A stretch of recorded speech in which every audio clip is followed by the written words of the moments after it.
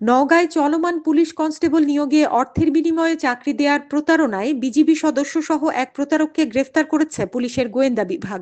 এ সময় তাদের কাছ থেকে 9টি ব্যাংকের স্বাক্ষরিত ফাঁকা চেক ও স্বাক্ষরিত 12টি 100 টাকা মূল্যমানের নন জুডিশিয়াল স্ট্যাম্প উদ্ধার করা হয়। শনিবার বেলা 12:30টায় নওগাঁ পুলিশ সুপারের কার্যালয়ে আয়োজিত এক সংবাদ সম্মেলনে পুলিশ সুপার মোহাম্মদ শাফিউল সারোয়ার এসব তথ্য জানান। গ্রেফতারকৃতরা হলেন বদলগাছি উপজেলার কোলা হুদ্রাকুড়ি গ্রামের মৃত সেকেন্দার মণ্ডলের ছেলে চাকুরিরত বিজিবি সদস্য মোহাম্মদ ফরিদ হোসেন এবং একই গ্রামের সিরাজুল সরকারের ছেলে খায়রুল সরকার।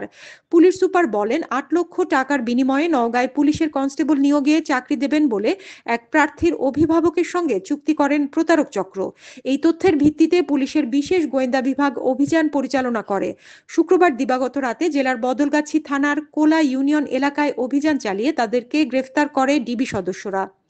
প্রাথমিক জিজ্ঞাসাবাদে জানা গেছে, গ্রেফতার ফরিদ হোসেন বর্তমানে বিজিবিতে কর্মরত রয়েছেন এবং খায়রুল সরকার তার সহযোগী হিসেবে কাজ করতেন।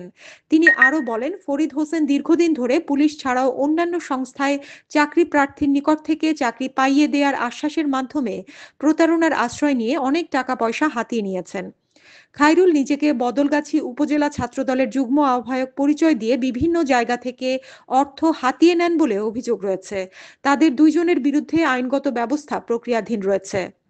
পুলিশ সুপার আরও বলেন, চলমান নিয়োগ প্রক্রিয়া শতভাগ স্বচ্ছতার সাথে মেধা ও যোগ্যতার ভিত্তিতে পরিচালিত হচ্ছে। টিআরসি নিয়োগ সংক্রান্ত কোনো ধরনের প্রতারণার ফাঁদে পা না দেওয়ার জন্য তিনি সংশ্লিষ্ট সকলের প্রতি আহ্বান জানান।